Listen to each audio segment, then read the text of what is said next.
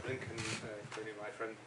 Welcome to Riyadh. And it's good to have this opportunity to chat.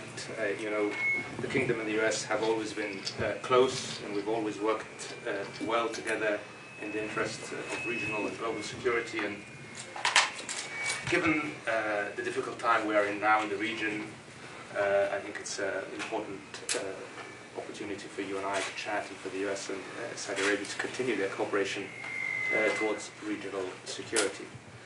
It's a disturbing situation. It's a very difficult situation, and the primary sufferer of this situation are civilians. Civilian populations on both sides are being affected, and here it's important, I think, that we all condemn the targeting of civilians in any form at any time by anyone. And I think that's something that's very clear, that's something that's clearly adopted by the Arab League.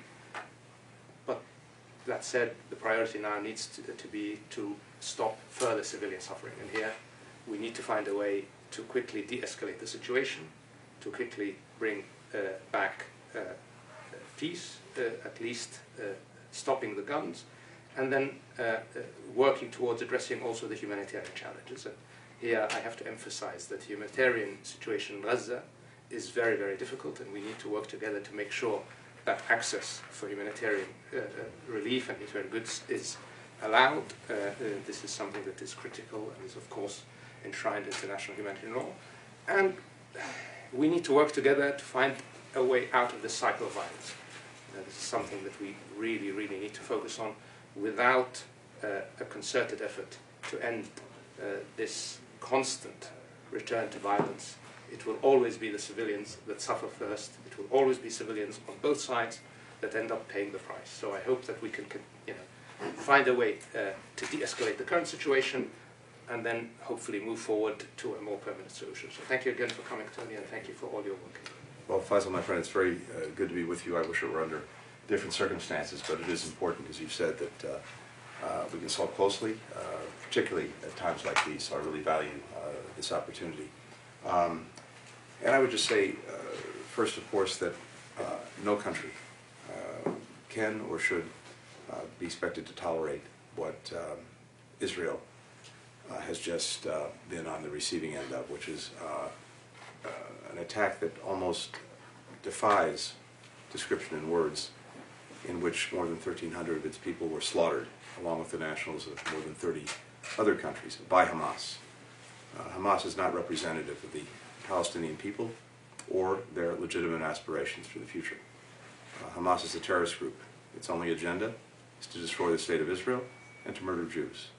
And it's important that the entire world see it as such. This is, I think, an important moment for moral clarity when it comes to Hamas.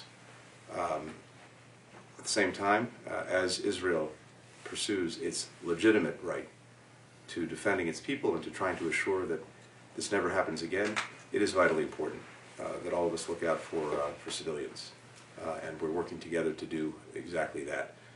In particular, working on establishing safe areas in Gaza, working on establishing corridors so that humanitarian assistance can reach people who need it. None of us want to see suffering by civilians on any side, whether it's in Israel, whether it's in Gaza, whether it's anywhere else. And we're working together to do our best to protect them. I think at the same time, it's vitally important, and I know that our countries agree, that we work together to make sure that, to the best of our ability, this conflict does not spread to other places on other fronts. And so I look forward to discussing that. In addition, the United States and Saudi Arabia are working together very closely in a number of other critical areas where it's so important to try to bring greater peace, greater stability, greater security. That includes, of course, Yemen, as well as Sudan. So I look forward to the opportunity as well, Faisal, to talk about that. But thank you very much for, as always, having us today and for the conversation to follow. Thank you. Mr. Secretary, will you talk about normalization? Thank you. Thank you.